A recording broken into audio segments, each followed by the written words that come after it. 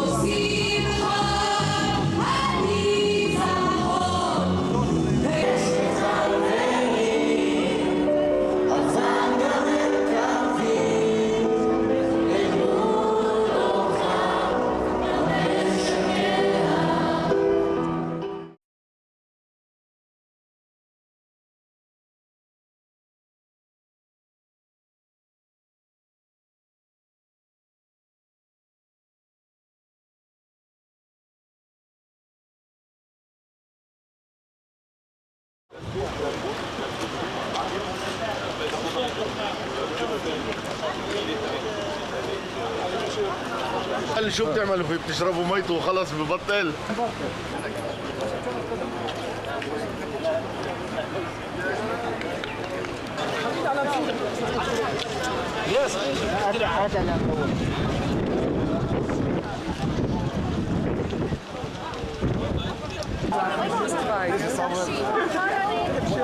شهداء بالملايين.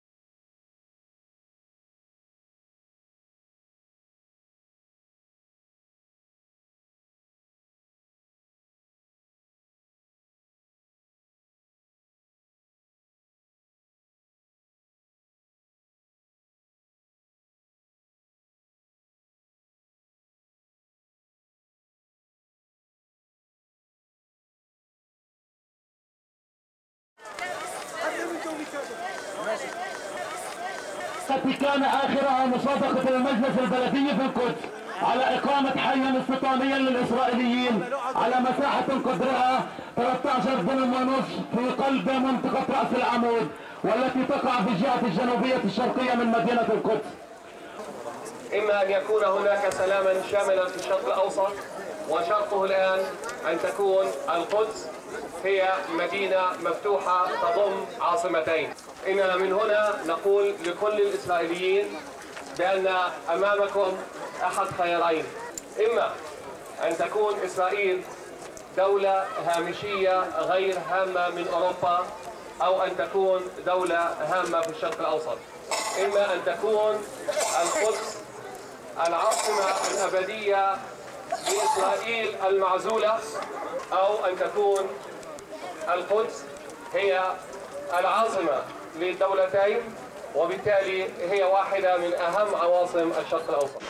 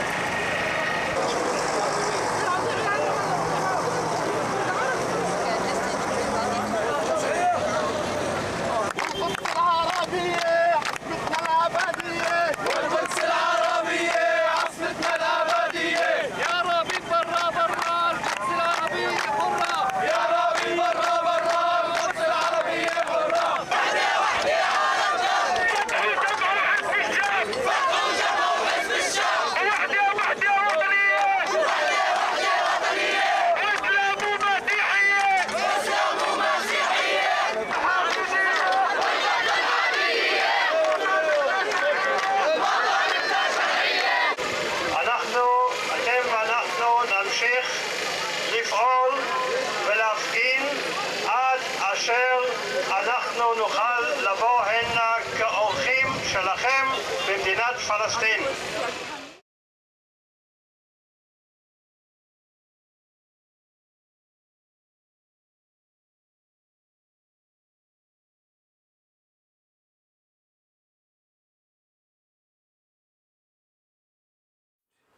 Last year, my friends and I founded a new peace movement called the Peace Bloc, Gush Shalom, because we found that it is necessary to have a peace movement which is ready to criticize the Rabin government when it does things which we think are wrong. And as one of the members of this peace movement, I've taken part in, during the last year, in many demonstrations, such as against the deportation of Palestinians, against the closure of the occupied territories, against creation of new Jewish settlements in East Jerusalem, against the massacre in Hebron lately, and so on.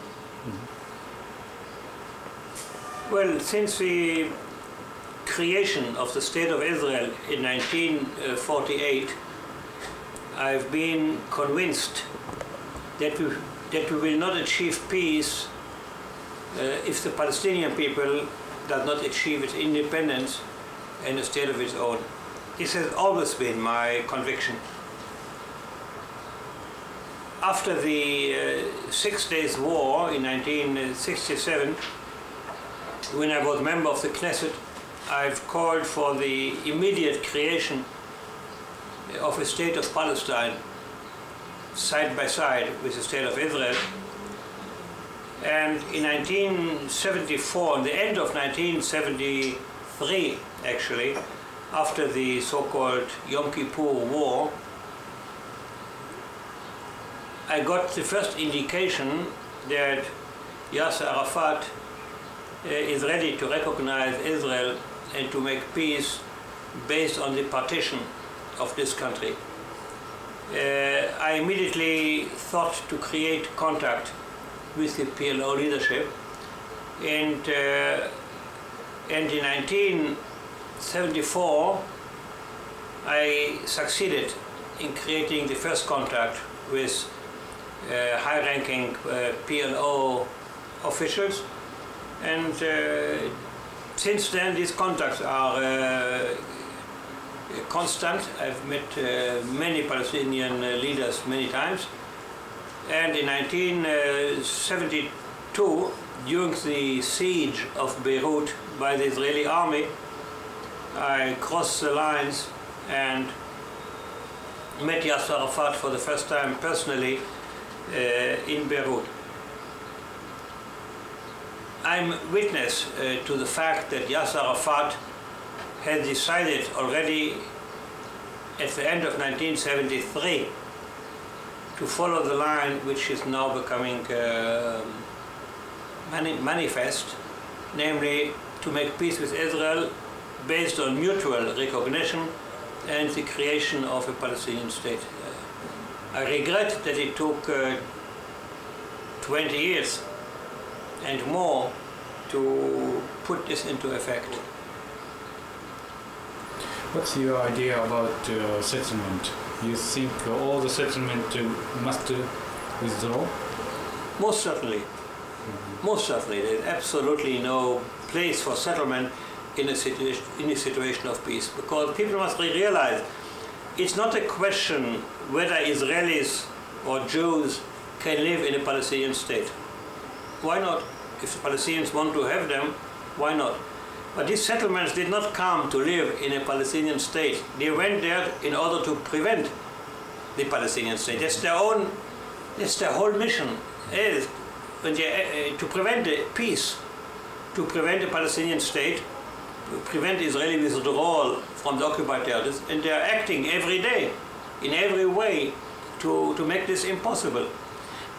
This is number one. Secondly, they are sitting on Arab land, using Arab water,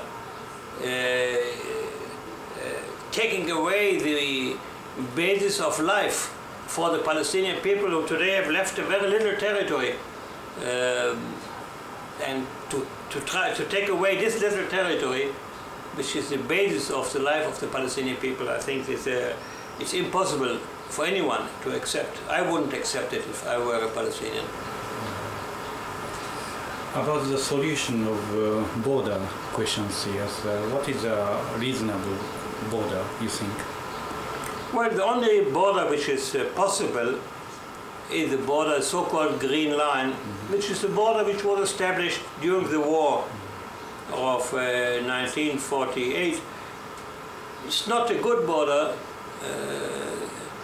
Very few nations except Japan have a good border, because very few nations are islands. Borders are borders, but this border is acceptable because both sides have got used to it. It's a natural border today, because on the one side there live the vast majority of Palestinians, on the other side there live the vast majority of Israelis, and therefore it's more or less accepted by everyone, even if here and there perhaps 1 kilometer should be changed here or there. So how about the refugees in Lebanon? Yes, how can solve it? Well, the refugees, first of all, this is terrible human tragedy, and it must be abolished. Now, there is a very old United Nations resolution since 1948, which says that every refugee should be offered the free choice between compensation and repatriation. I still believe that this is the right solution. The day after the massacre in Hebron, maybe on the same day, you just should have sent in the army and taken all the settlers out of Hebron immediately. Everybody would have understood this. Everybody would have said it's the right decision, it's a courageous decision, it's the right decision. It's an unavoidable decision after what happened. And now he even yesterday even said that he's not going to take out any settlers from Hebron. not even putting them together in one place, which means you have Hebron today. In Hebron today you have, I believe, more than 2,000 soldiers guarding 500 settlers. It's absolutely crazy. I mean, even in money terms, it's crazy. You have 4 or 5 soldiers guarding every single settler, and I'm paying for it. It's crazy. Some people said that Rabin and Peres want to make Palestine like Bantustan. First of all, I would separate between Rabin and Peres. I think Mr. Peres has, during the last 1 or 2 years, become quite different from what we know him. He has very advanced ideas today. He's come a very long way. Mr. Rabin, I don't believe that Mr. Rabin knows what a Bantustan is, but what he has in mind may be very close to Bantustan, actually. I think, let's put it this way, anyone who is making decisions today must have back in his mind at least some idea what the permanent solution would look like. Now, I think that Mr. Peres has accepted more or less our solution, a Palestinian state alongside Israel. He doesn't say so, but I believe from private conversations here and there, I believe this is more or less what he has in mind. Mr. Rabin has not accepted it. Mr. Rabin really believes that maybe he sometimes speaks of something which he calls cantons. I don't think he quite knows what a canton is. It definitely does not mean anything like Switzerland, but he may have in mind something like this: a few Palestinian areas, separate Palestinian areas, 3, 4 in Palestine, under Palestinian autonomy, maybe more than autonomy, but without statehood, without a real government with real defense, real foreign relations, something less than independence. I believe that this is more or less what Rabin has in mind. Today, you can call it Bantustan. The trouble is that what happens in the meantime, because if you have the wrong concept for the permanent solution, then your decisions today are wrong. Because you, instead of going this direction, you go in that direction, or that direction. And then you're making wrong decisions, and we see every day wrong decisions. Going on killing Palestinian activists, including Fatah activists, is crazy. Shooting 6, the other day, shooting 6 Palestinian activists who in 2 or 3 weeks should be the people with whom we cooperate. I mean, going on as if nothing has happened. It's crazy. Not releasing the Palestinian prisoners. It's crazy. Because these are the people with whom you must cooperate tomorrow if you want really this peace process to go to happen. So there's the closure which is still going on. It's terrible. It's terrible. People don't realize how terrible it is for the Palestinian population who are not really starving, but very, very close to starving. Attacking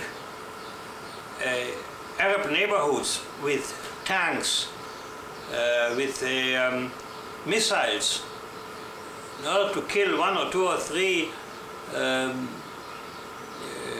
activists, or even call them terrorists if you want.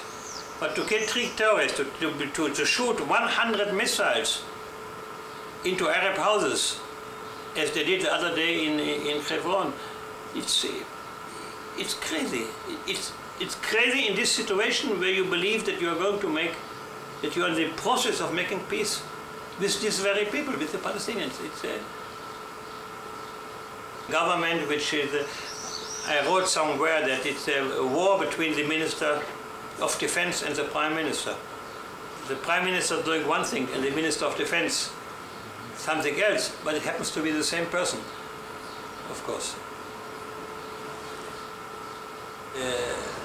Some people believe there will be a joint Israeli-Palestinian economy, and Israel will help the Palestinians to create an economy, international money will come in, and so on.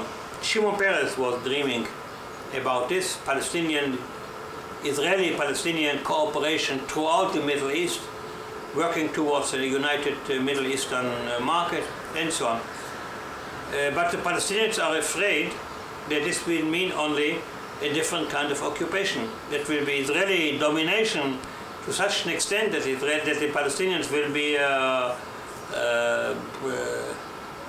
the unskilled laborers in the Israeli economy.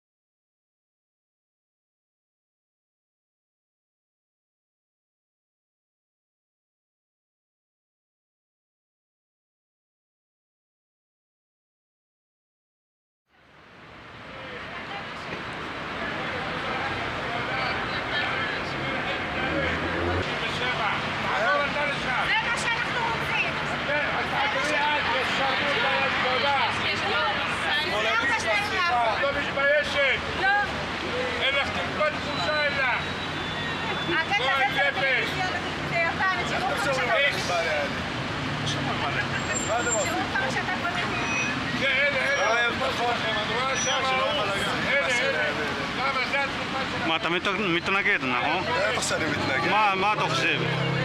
שאלוהים ייקח אותה בגלל האנשים מהנישואים כמונו.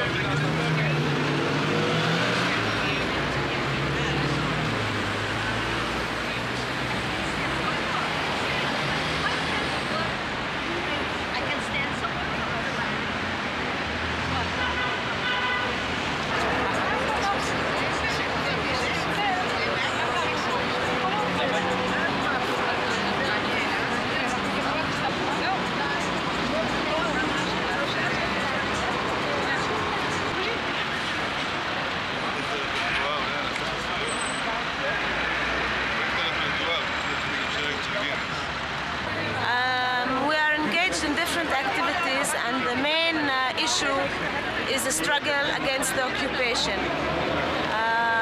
We deeply believe that Israel should have never stayed in the West Bank after '67, and we believe that the occupation has continued all these years despite the so-called peace process in its different phases. And we know that the situation in the West Bank is only getting worse economically, that Israel is using its force in more sophisticated ways, preventing people the right of movement, the right to education, the right of going in and out of their country, arbitrarily arresting people. Still these days, people are stopped at checkpoints, people are held in custody for 3, 4, 5 months without being brought to trial. And we think that the end of the occupation is the first step in the way to peace, and not the last. כל אנשים בשחור וכל הקבוצות המפגרות האלה, בבקשה. די לטבח, די לרצח של העם היהודי, הבטטות, חוצפנים, תתביישו לכם. איפה הישראליות, איפה השורשים? חלרות, חלרות!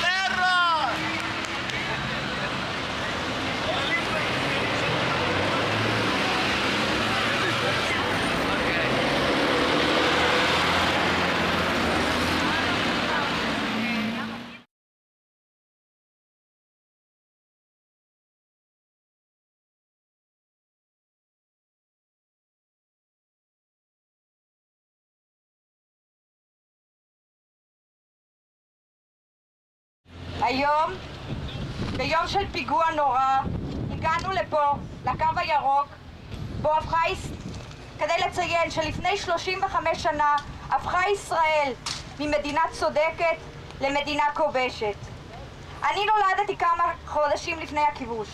לכן, כמו ישראלים ופלסטינים רבים אחרים, לא זכיתי להכיר את מדינת ישראל האחרת, את המדינה שאנחנו רוצים באמת.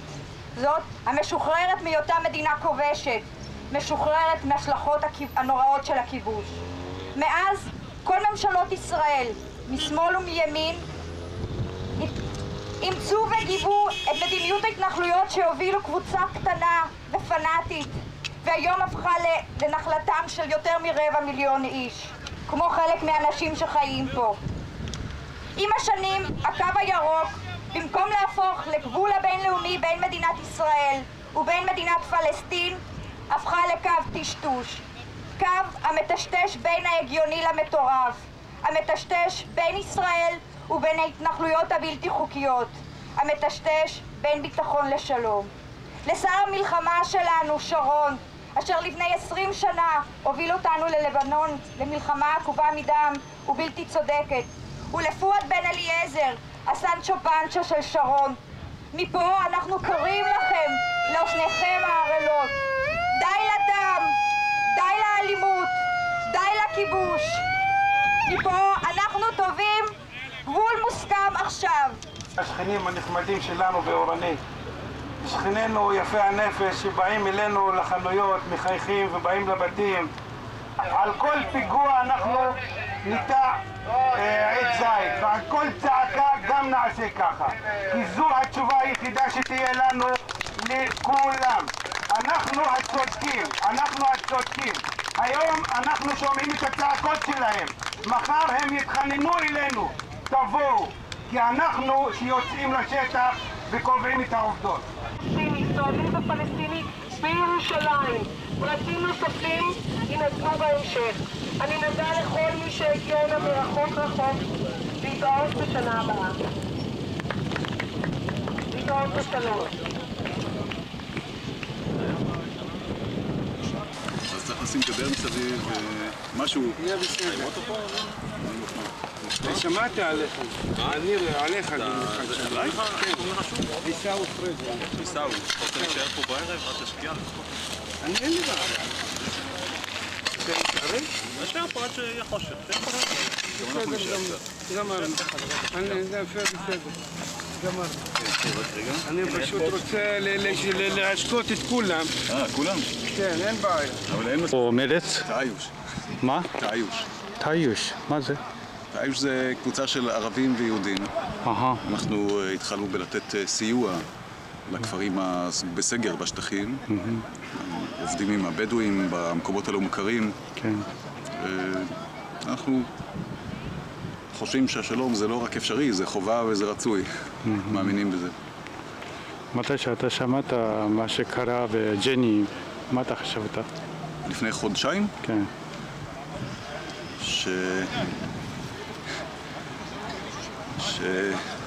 שהיהודים מתנהגים כמו הנאצים. הם מכחישים את השואה יותר מאשר כל אחד אחר במעשים שלהם. אתה חושב שכל הפליטים יש זכות לחזור לכפר שלהם? של 48? לא, אי אפשר. אבל ישראל צריכה לקחת אחריות על הפליטים ולעשות את המקסימום שאפשר בשביל לרפא את הפצע. למה אי אפשר, אתה חושב? כי חלק רוב הכפרים נהרסו ובנו עליהם מקומות אחרים. אבל אני, אם זה תלוי בי, אז הייתי, איפה שכן אפשר, הייתי בונה מחדש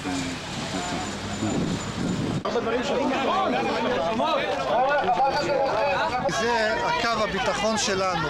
אם אנחנו הולכים מפה, הם בתל אביב מחר. אז אנחנו צריך לצאת גם מתל אביב. ישאלו את אותו שאלות. עוד חודש בתל אביב. אז נלך מתל אביב. לאן נלך? לים? אותו דבר. על מה? הם טוענים שביום כזה שמתו אנשים, מה אנחנו מפגינים. כן, איפה את ענית? ואני אומרת, דבר ראשון, הם אומרים לי, ואם היה מת הבן שלך, אז לא היית מפגינה. אמרתם, אתם לא יודעים מה המצב שלי, ודווקא בגלל זה שמתים אנשים צריך לבוא להפגין. כדי שלא ימותו אנשים נוספים. זאת הנקודה. אבל הם לא רוצים לשמוע. They stole the property of someone else's property. מה הפתרון, את חושבת, בשביל שרון? הפתרון של שרון או הפתרון שלי? שלך. הפתרון שלי זה שתי מדינות, לשני עמים. קו הירוק הוא הקו המנחה.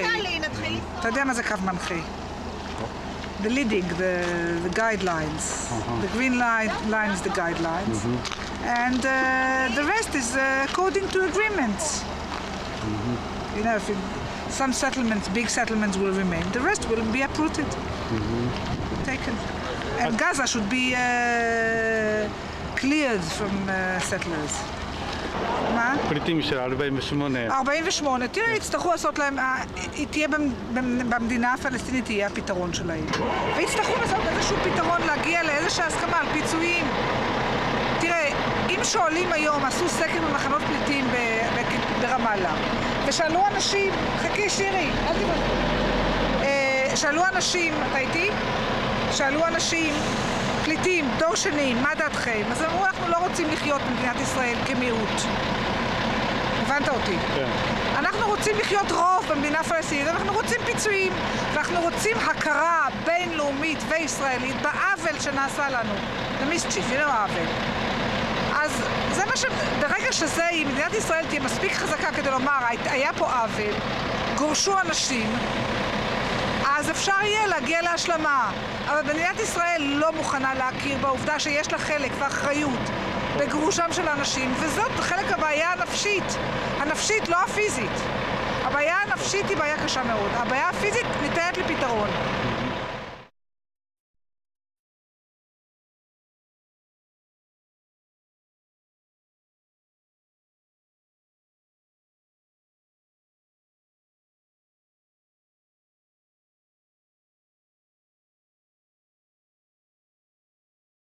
ודברים מעניינים, השנה פילוסופיה של הביולוגיה. מאוד מעניין. זה לא בסדר, הוא נגד המדינה, הוא היה נגד, כל הזמן הוא אמר לצאת מכל השטחים הכבושים, כל הזמן, מ-67, והוא דתי. יואיצ'י הוא בן אדם דתי, אתה מבין? אז כולם חשבו, אז אמרו לו, מה? לצאת גם מירושלים? הוא אומר, גם מירושלים. גם לעזוב את הכותל המערבי, הוא עם כיפה, לעזוב את הכותל המערבי. הוא אומר, להרוס את הכותל המערבי. לא לעזוב, להרוס. אז אמרו לו, מה זה? הוא אומר, מה זה, אבנים? אנשים משתחווים לאבנים? זה היהדות? מה אתם מדברים בכלל? להרוס את הכותל. אחר כך הוא אמר, אפשר לעשות מהכותל דיסקוטק. שמה יהיה, כולם ישמחו. אז תשמע, כשהוא היה צריך לקבל את פרס ישראל, אז קמו צעקות, זה לא מגיע לו. רבין אמר, אני לא אבוא לטקס. רבין צריך לחלק את הפרסים. כן. 10 פרופסורים מהאוניברסיטה אמרו, כשיהיה היום שהוא צריך לקבל את הפרס, אנחנו נשכב על הכביש, שהאוטו שלו לא יוכל לעבור. אני רציתי שהם ישכבו על הכביש. 10 אני רציתי שהם ישכבו על הכביש. בסוף ליבוביץ' אמר, טוב, אתם יודעים מה, אני לא אקח את הפרס, הוא לא צריך את זה. אבל אני אמרתי, למה הוא אמר לא? היה יותר טוב אם הוא היה אומר כן, והם היו שוכבים על הכביש. הפרופסורים האלה, הם הטומטמים האלה, האידיוטים האלה. אבל מגיע לו, תשמע, האיש הזה, הנה, הבאתי לך את הספר שלו, תקרא, זה משהו.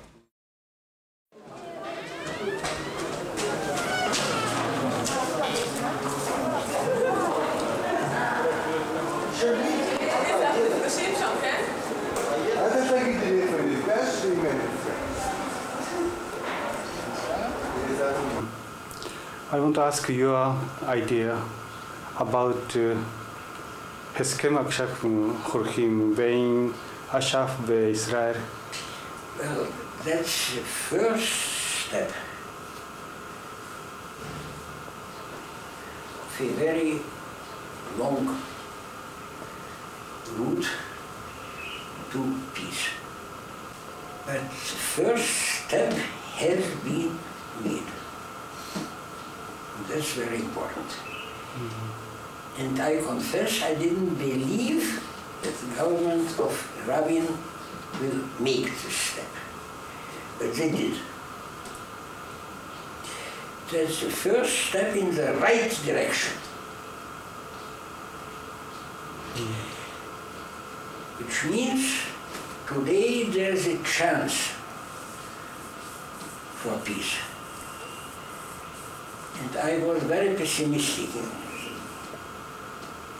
I didn't believe that this government will make it, but they did.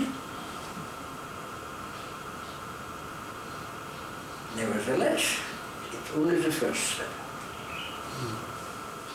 And on the question of Jerusalem, does it present problems to you? It's included. But to you, does it present a problem? Not only Jerusalem presents a problem. The entire country presents a problem.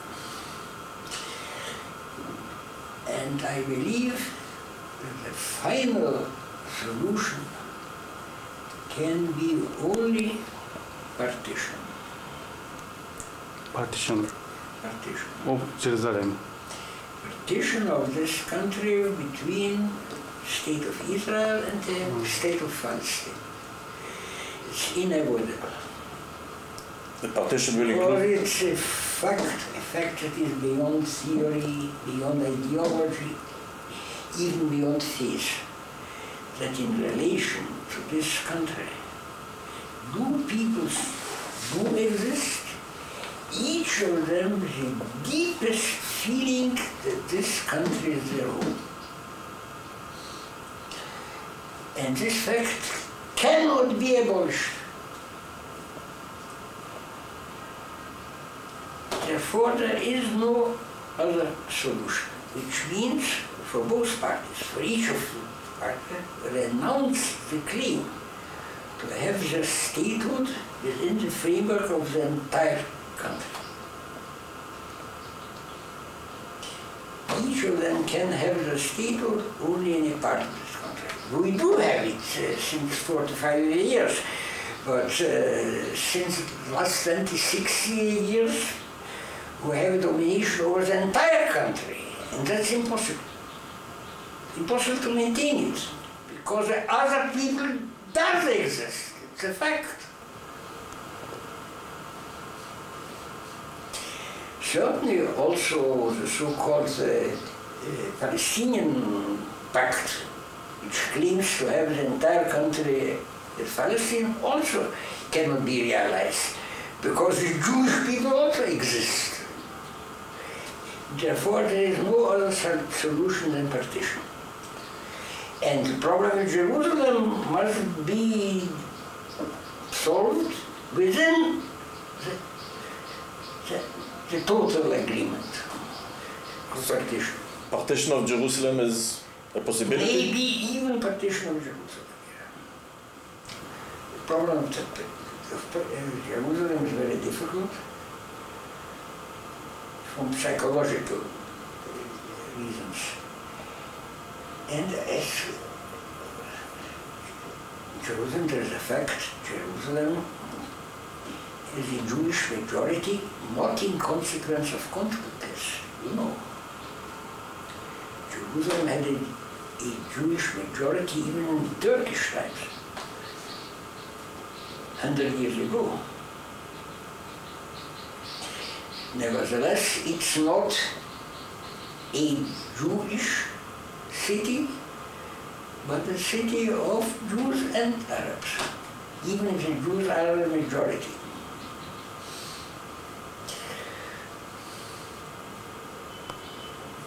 How do you think what's happened now in the settlement in Judea, Samaria? Well, that's a great, our internal problem. May I remind you, a youth had for a long time the desire to dominate Korea and to dominate Manchuria. It's same, you think? It's not exactly the same. Yeah. Because between Japan and Korea there is the sea, and there is no sea between us and the Arabs.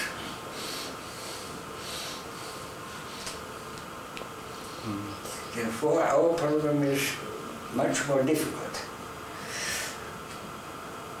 Nevertheless, I believe, I can say for certain, but I believe that the Japanese are quite happy being liberated from the task of dominating Korea.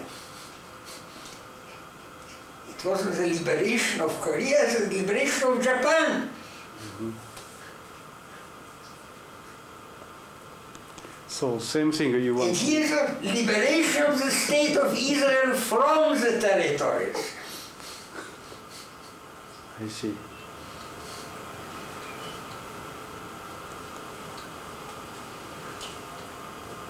So the great French statesman Charles de Gaulle liberated France from Algeria.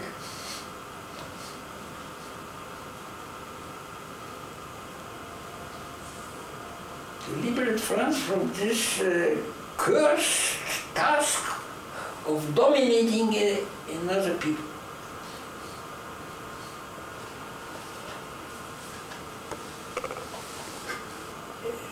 It's possible that the two states will agree on some common actions, every common economy, communications, but nevertheless, both peoples must have their political independence. For your idea, what is the best thing for Jerusalem? What is the... As I told you, the problem of Jerusalem can be solved only within the frame of a total agreement. Yes.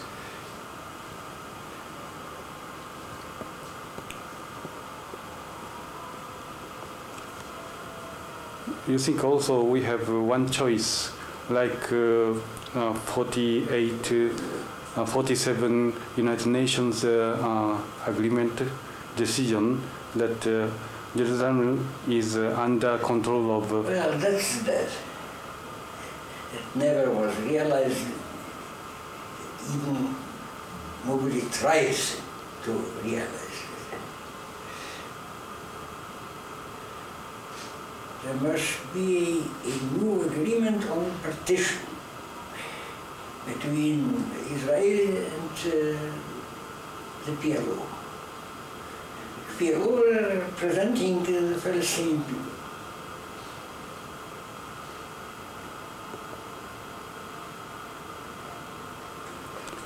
I heard that you against occupation from the first day of occupation, 1967. Yes. A brilliant military victory, 1967, was a political and historical disaster for the state of Israel. Because it turned the state of Israel into a power dominating another people. And that's a curse.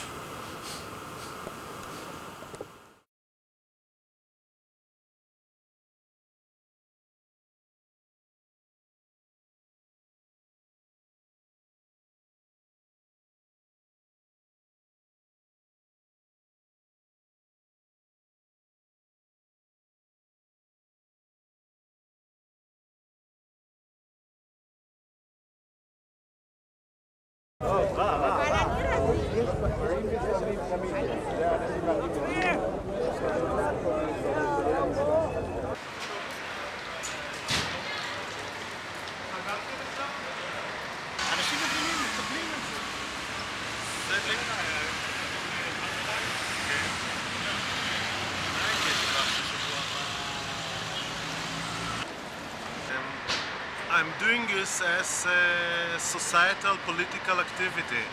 I think that I have a duty as a citizen to convince other citizens, other soldiers that are citizens here in Israeli society, that this war is not our war and that they can disobey and refuse to go to take part in occupation acts. And so I'm here because I think that I have a duty as a citizen to convince other people that there are other solutions to this conflict with the Palestinian, and that this war is not our war. It's the government war. It's the right-wing war. It's not our war.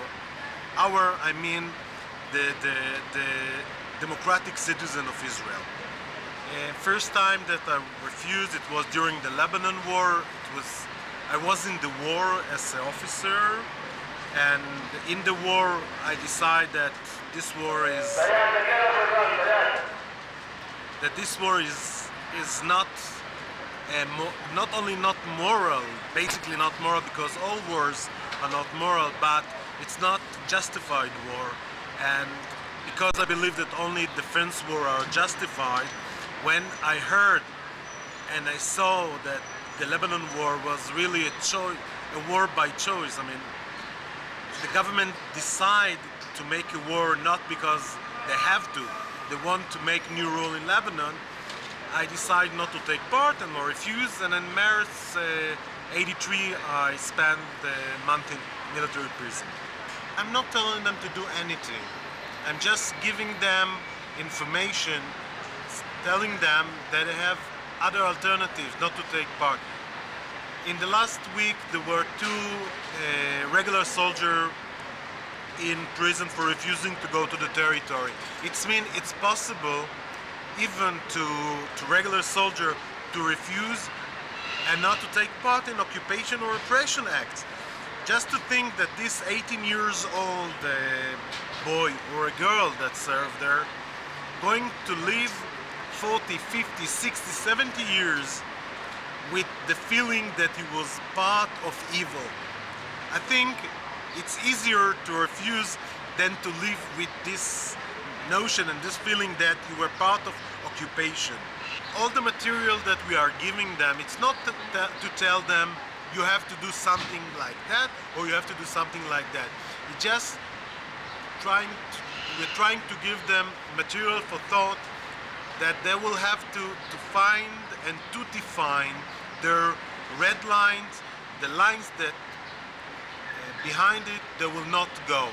We are, as a soldier, are not refusing to pass the green line. Some of us decide not to cross the green line and serve in the territories. Some of us serve in the territories but not willing to take part in repression acts. They're willing to go to train there or things like that. We are not saying you have to do that or you have to do that. We're only saying, hey, soldier, think. You are going to be part of something.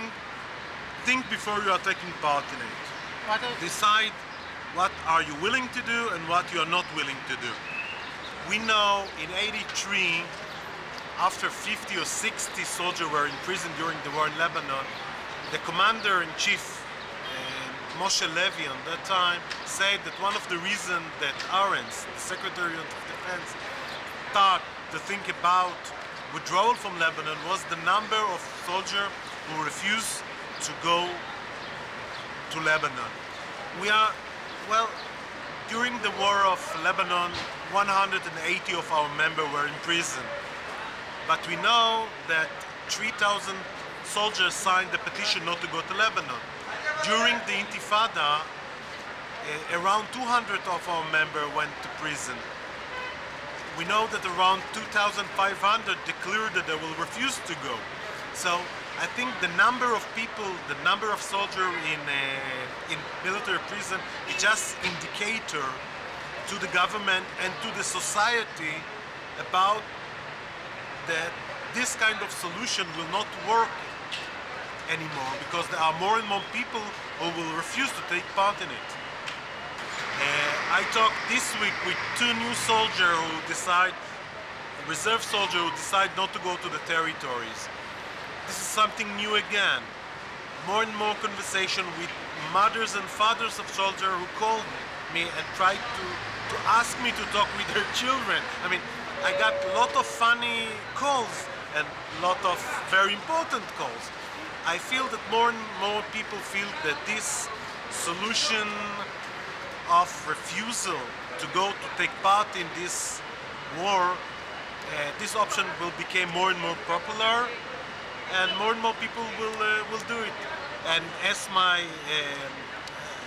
I remember, it was Mao Zedong who said that the long march starts with a small, how you say tzad, a small step.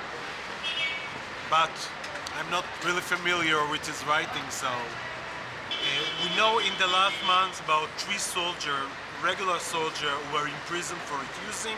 1 Druze soldier who said that he's a Palestinian and is not willing to take part, and another 2 Jewish regular soldiers who decide not to go to serve in the territories. I know at least around other 10 reserve soldiers refused, but nothing happened to them. So we don't know the numbers because the army choose not to send people to prison nowadays. During the Intifada, we know that around 200 soldiers were imprisoned. On our declaration of refusal, we had something like 2,500 soldiers who signed it, and most of them were not in prison. People like me. I was in prison in '83 for refusing to go to the war in Lebanon. I refused all the years to be part of occupation forces, and I'm still in the reserve. I'm major in the Israeli army. I'm still doing my reserve duty, and they know that I'm not serving in the territory, so they are not sending me. So why they prefer not to send you to the jail? Because if I will serve, they can enjoy 34, 35 days of my working there, and if they're going to send me to the territory, I will be in the prison. They cannot use me. I mean, this is a way to use me in a better way for them. They know that I will refuse. They know that I'm refusing. They know that if they send me to the territories, I will go to prison. So they decide not to This send is a chaos. Every soldier will decide where he is going, where he is not going. This is a craziness. This is an army. This is the army of a democratic society in which its soldiers know what is immoral to do. My refusal is to take part in occupation. My refusal is to take part in repression.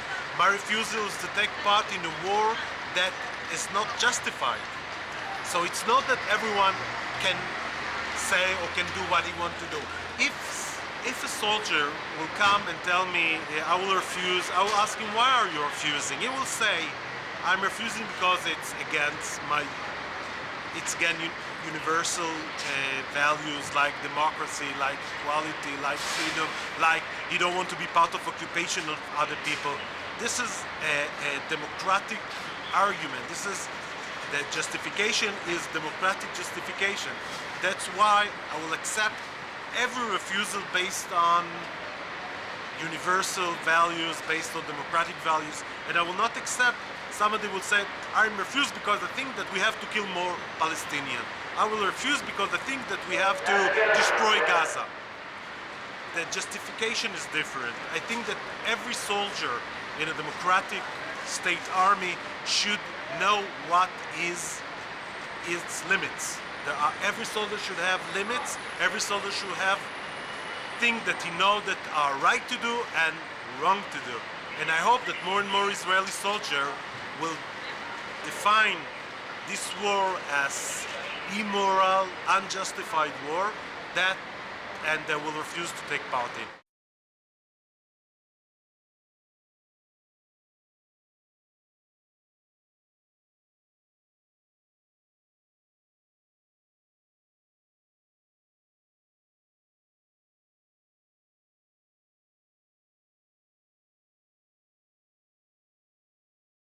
And I came with my family to Israel. We immigrated here in 1965 when I was 5 years old. And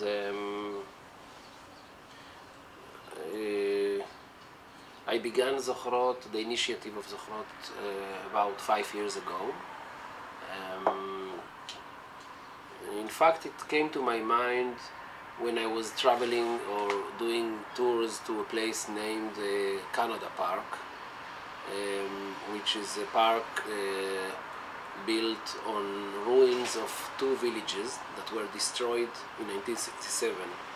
In 1967 war, they were destroyed 3 villages around there, around Latrunia, and on top of 2 of them, or the ruins of 2 of them, the Jewish National Fund created a beautiful park since the 70s, and I'm interested very much in landscape, in the construction of the landscape, mainly of course in Israel, in the context of the destruction of Palestinian villages. And I visited this place many times, I researched it and I learned about it, and I took many groups to see this place. And I showed them how the landscape is constructed, and I showed them the ruins of the villages, and there are many signs in this park telling what was there in this area, and it tells about the Jewish history of the place, the Roman history, Byzantine, Ottoman history, but says nothing about the Palestinian villages that existed there hundreds of years. And so I showed this to people visiting there, groups, mainly Jews. And one day after one of these tours, it came to my mind that we have to do something about it. And I just thought, because I was working not far from there in Neve Shalom village, perhaps you know Neve Shalom. So I was working there, and it's near the place. So I was thinking that I can come here in the way to my work, and I can come there and just post signs. It's very simple signs. I was thinking at the beginning, just very simple plastic sign or something, indicating the existence of these villages, the names and so on, Yalu and Amuas. And so this idea came to my mind, and I started to talk about the idea with people, with friends, and they thought it's a very interesting idea. But then, of course, we said, okay, these are 3 villages there, but there are hundreds of villages all over Israel. And then, of course, I connected this idea to the idea of the Nakba, and something that I heard about it, but I knew very, very little then. And I knew that we don't know. I was quite aware that we know very little about it. And I can tell you that there is one also personal story that about my own ignorance about it, is that I was raised in a kibbutz named Bachan. When I came from Argentina, my family settled in a kibbutz, Bachan, and we were living there and until I was 27 years old, since 5 years old to 27. And during my youth, my childhood, my youth, I went many times to visit a place not far from the kibbutz, which the name of it is Kakun. I don't know if you heard about this name, Kakun. I recommend you to see it because it's related to your work. And it was a barren hill, just about 2 or 3 kilometers from the kibbutz I was living. Very nice place. And there were these cacti, those bushes, sabr bushes there. And so we went there, we picked up many times, we picked up sabrs.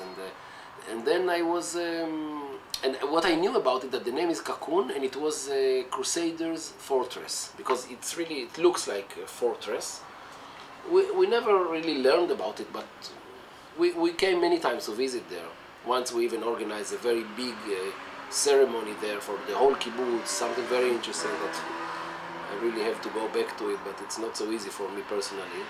But then, about I think 4 years ago or 5 years ago, when I became interested in this history of this destruction of the villages in Israel or in Palestine in 1948, I was surfing in one of the website of the Nakba, about the Nakba,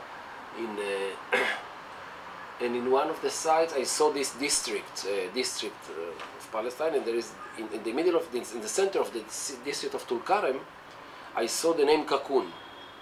And I was surprised because I said, Kakun, what it has to do with the Palestinians? And also the name doesn't sound It's not a Palestinian name. It's not an Arabic name for sure. And then I clicked with the mouse. You know, I clicked on the. And I was amazed to find out that there was a Palestinian village with about 2,000 people living there up until 1948. There was even a very important battle there because the Iraqi army, it was the most western point, geographical point, that the Iraqi army came into Palestine. And there was a very hard battle there, and they were killed, of course, many villagers and soldiers and so on. And I was amazed that I never knew about it, you know, and I know that I was very curious boy, and you know, so I was okay. I was normal Israeli, but I was more than the average, I think, in my curiosity, and I was amazed to find out that I knew nothing about it. And then I understood. It was about the beginning of Zochrot when we started, and I understood that how it's so strong in us. And then after I tell this story to many people, and also I get more or less same stories, similar, from many other people. You know, this experience of many Israeli Jews that live here and know very little about this country, and suddenly we discover things, it showed me very, very strong how it's, you know, the ignorance about our really place. It's very, very big, and for me it has a direct connection to the conflict today. Because people think that the conflict today is about the Qassam shoot on Shderot or missiles on Kiryat Shmona, and they think, you know, this is the conflict, and they don't understand that the conflict began mainly in 1948 after the expulsion of the refugees of the Palestinians. So I think this we must know and address it and acknowledge and so on. We began to work about 5 years ago. And what we mainly did in the beginning, and until today I think it's one of the, perhaps the most important part of our work, is we organize tours to those destroyed Palestinian villages. Usually, or we try, I think until now we succeed in all these tours.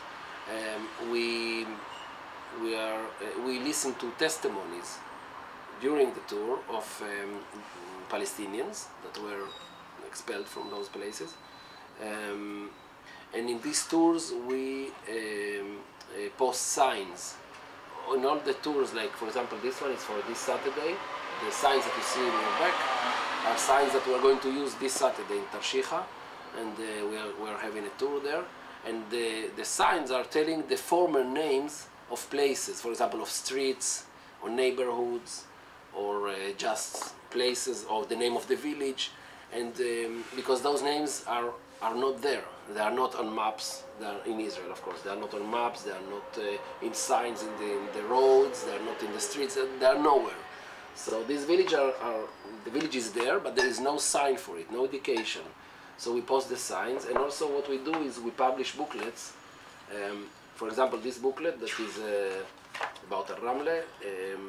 And we published already about 19, I think, 19 now booklets, 19, yes, booklets that we publish in Hebrew and Arabic. And these booklets, for these booklets, we collect testimonies from Palestinians that were expelled from those places. And also we add some maps and photos and research material. But the most important part that we contribute is the testimonies that we collect in video, and we write them and so on. So in these tours we try to bring as many Jews as possible, because we are focusing mainly on the Jewish public in Israel. Of course are coming Palestinians too to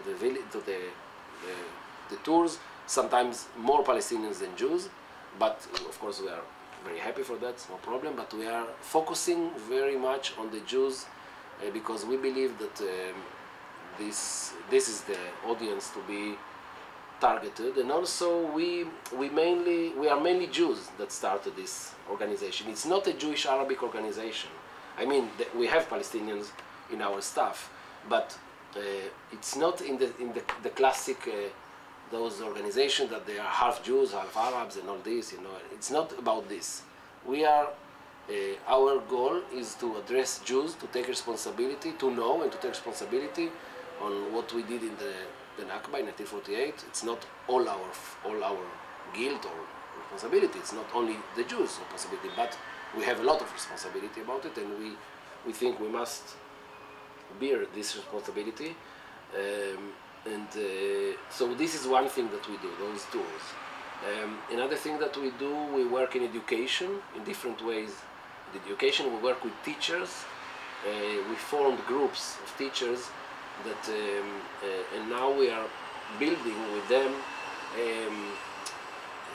kind of a kit to teach and to study the Nakba, to teach the Nakba in schools in Israel, in high schools in Israel. So we are forming kind of a kit now to teach it. We have a website in Hebrew, which is the first quite comprehensive website about the Nakba, with a lot of information about the Nakba, and of course also documenting our work. We have here lectures. We have once a month, lectures in different topics, but all related somehow to the Nakba, everything. What else? We do all kind of events. We do things outdoor. I mean, things outside. Not only the tours, but also commemorations. For example, the commemoration of the Nakba Day we do in Tel Aviv. Always in Tel Aviv, in the center of Tel Aviv, we do commemoration of the Nakba Day. Also in the Independence Day of Israel. The Independence Day of Israel, we commemorate the Nakba, which is very important contradiction to the independence of Israel, the Jewish state, and so on. We commemorate also the massacre in Deir Yassin. 3 years already that we are doing this. So yes, so we are trying to do all kind of. How many villages already you went and you put signs? It's a good question. In some of them we went many times. In one of them we went, I think, I don't know how many times, 6, 7, I don't know, and even more because we came many times with groups. There are special groups, but altogether the villages that we did on those big tours, I think more than 20 for sure. And we post signs, I don't know how many. Signs that we posted, there were more than 100, I guess. And they all been removed. All the signs are being removed. People don't want to see them. Another thing that we do, and we did a very important thing, I guess you heard about it, it's we did this struggle to post signs, legal signs, in Canada Park. That we force the JNF, in fact, by the Supreme Court, a petition to the Supreme Court that we submitted, we forced them to accept and to post signs that indicate the existence of Yalu and Emuas, which in a way was for me, Zochrot began in a way in Canada Park, and we eventually made it to post the signs there legally. Something else that we do, we submit objections to building plans in Israel, because there are many building plans in Israel that are destroying the ruins of the Palestinian villages. So we did it in Lifta, about Lifta for example, and now there is one about Yahud, Abbasiyeh, not far from Tel Aviv, also a very beautiful place with remains. I don't know if you filmed it, but it's not far from here, it's very beautiful, and it's going to be destroyed in a few months, and we submitted an objection to the building committee, the planning committee. Yeah. So yes, I think so many of the people, as I said, are not happy with what we are doing. They are being disturbed, but there are others, other reactions also. There are people who are happy for it, people that are interested very, very much in what we are doing.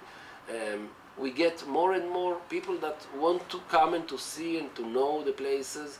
Look, for example, if people want to know about one of the villages, the story of the village, it doesn't have any way to do it in Israel. You know, for example, if I live in the center of Tel Aviv, and I know that here, not far from here, there is Sumail village. I think I saw it in one of your pictures.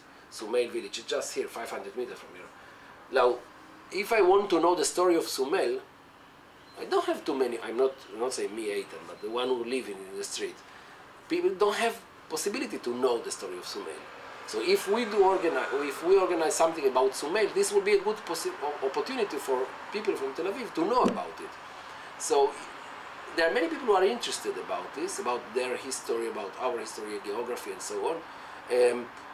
Even though not many of them are really agree with us, with our political views, for example, because we support the right of return of the Palestinians, and of course this is a very sensitive topic in Israel, and it's a very small minority that support it, but yes, we support it, and so even people that don't agree with us can join us and can come and see, you know, the things that we have here and join the lectures, and it's open for everyone. So I want to know more about right of return. Yes. Yeah. This is the most point that people are angry and people are afraid. Yes. How true. do you describe it to the people?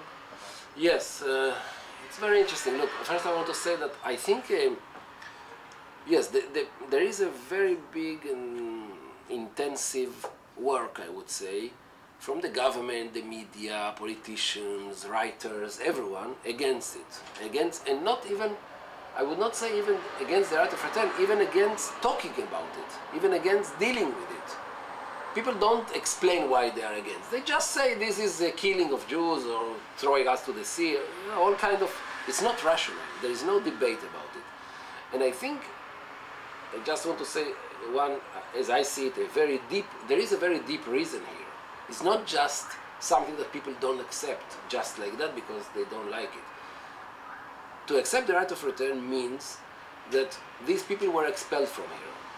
And when you start to count how many people were expelled from here, how many places were destroyed that have the right of return, you come to the conclusion that what we did was very, very wrong.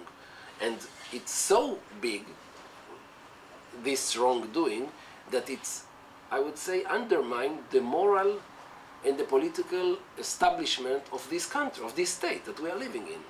And we are physically living, we are with our body, we embodied this wrongdoing. We live here means that we throw someone else from his house. Now, to accept this, it's very, very, very uneasy thing. Not easy thing, it's very, very difficult. It's, I would say in a very psychoanalytical point of view, it's very, very difficult. You have to accept that you were born in a sin, in a way. And this is not an easy thing to anyone to accept. Now, what we try to do about it, we have kind of position or a view that, first of all, we accept the right of return. We say, yes, we have to deal with it, we have to learn about it, and we have to accept the right of return. Because we understood that there is no way you can acknowledge the Nakba and say, yes, you were expelled from here,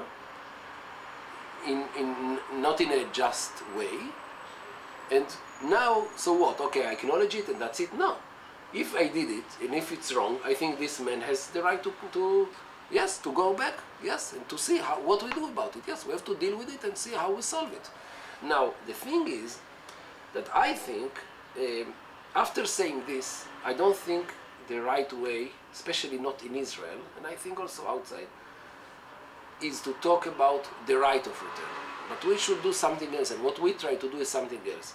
We try to, in a way, to bypass this problem of right, because I think when you talk too much about right, it's too abstract thing. You say, yes, you have the right of return. Okay, what does it mean?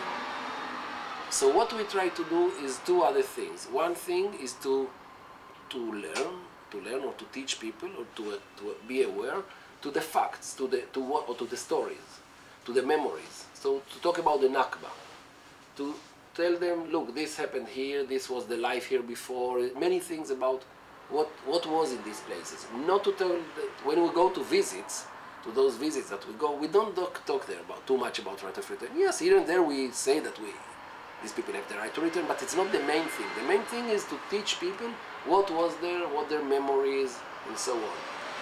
Because this is very, very powerful, very effective, very efficient, or Israeli is very strong. So this is one thing. Another thing that we are doing, it's one new project that we are having now.